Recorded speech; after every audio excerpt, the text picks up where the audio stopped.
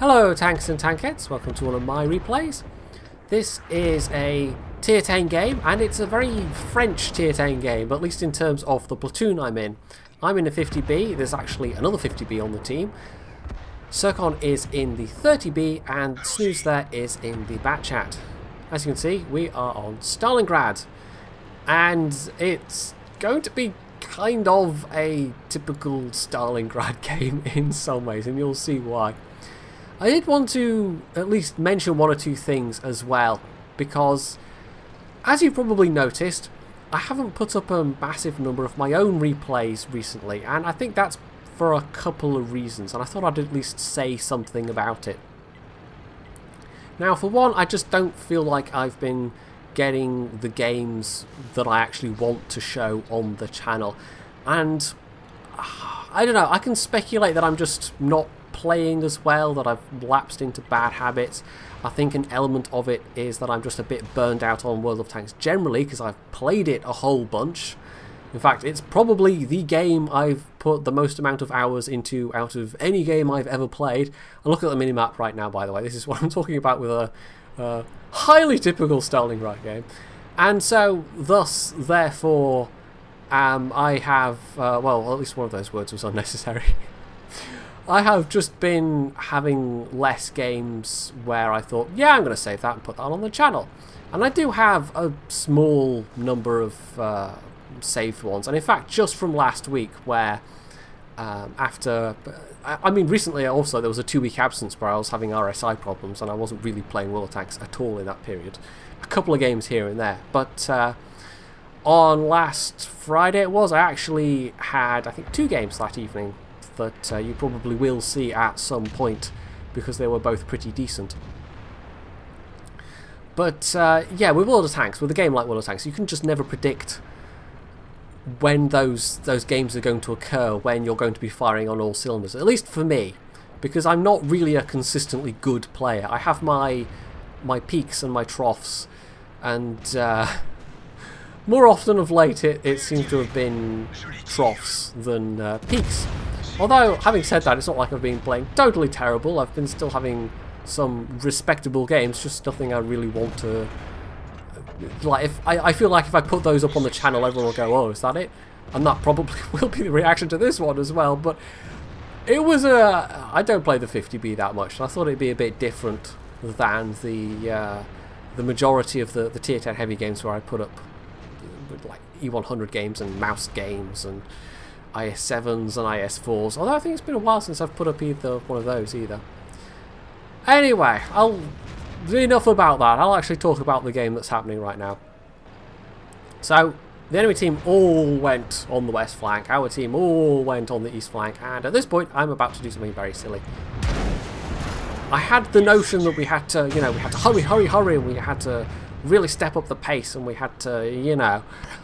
And the T-54E1 or the lorry probably could have quite comfortably taken out the T-95, and instead I just was impatient and I took that hit, and I am going to regret that, as you will see. So next up is this 215B who's trying to side scrape, and I get a very low damage roll. In fact, that's the minimum damage roll you can get with this gun. And it's a bit unfortunate, but considering the health he's on, it doesn't actually matter. I will say, you probably, when you're playing an autoloader, notice those RNG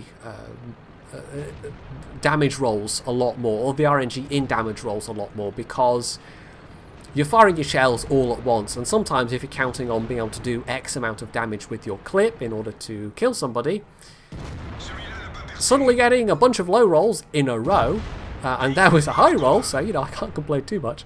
But suddenly getting a bunch of low rolls in a row can be particularly bad news. However, as you can see,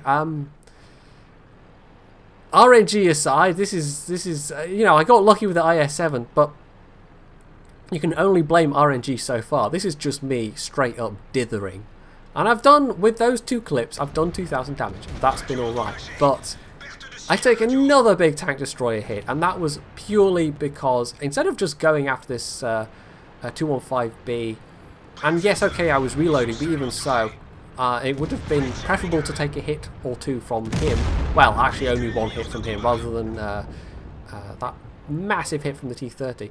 I could have, should have, probably just disengaged, gone east, used my superior mobility to make a getaway, and instead I've managed to put myself in a position where I've got enemies coming from both sides. Now, Zircon and Snooze, in the meantime, had gone back up north to help defend the cap, to mop up what was left of the enemy team, and this is at the point where my back's against the wall and I'm an easy one-shot kill for the T-30, who is curiously reluctant to just take the one hit and then finish me off, but he knows he's got an ally coming in from the left, so all he has to do is wait. However, yeah, that's his side armor.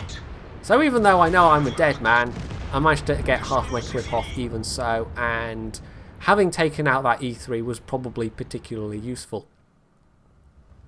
So it's come down to the last couple of tanks, and I've actually done, I mean, that was another 800 damage. I've done nearly 4,000 damage in this game. So even though it was derpy, I actually managed to at least do a respectable amount of damage. But I could have probably done a lot better, and I certainly could have managed to stay alive. Anyway, Snooze taking a big hit from the T-30 there, but getting the kill in return. And all that's left is the Waffle and the artillery. And in fact, not even the RT, because the other 50B finished him off. And the other 50B actually did pretty well in this one as well. So yeah, they're actually talking about, and I mentioned this a bit in yesterday's video, that on Erlenberg it feels like you get that kind of asymmetric map deployment, one team going one flank and vice versa. On Stalingrad it's much more problematic because you can't as easily get back to defend because it's a city map. And so I think one of the reasons why they have mooted the idea of removing Stalingrad entirely, and I don't know if it's definitely going to happen or not, but you get results, I mean, that kind of, I suspect it's just there are way more victories by cap happening on Stalingrad than there should be, or than Wargaming feel there should be. So either one, although I think it's a very nice looking map, I would not be necessarily sad to see it go, because games like that are frustrating. And even when you're in a reasonably fast tank like the 50B, sometimes it's still not enough. So yes, so there we go. That was a relatively quick replay. It was more, well, I'm doing other stuff towards another video today, so I wanted a quick video that I could put together to put out tomorrow. But hopefully it was, despite the derpiness in places, refreshing to see something that wasn't a mouse. And hopefully you have now some idea of why you've seen less of my own replays recently. So you can do the usual things. You can leave any comments below, you can hit the like button, you can subscribe to my channel if you aren't already, and as always, stay tuned for more.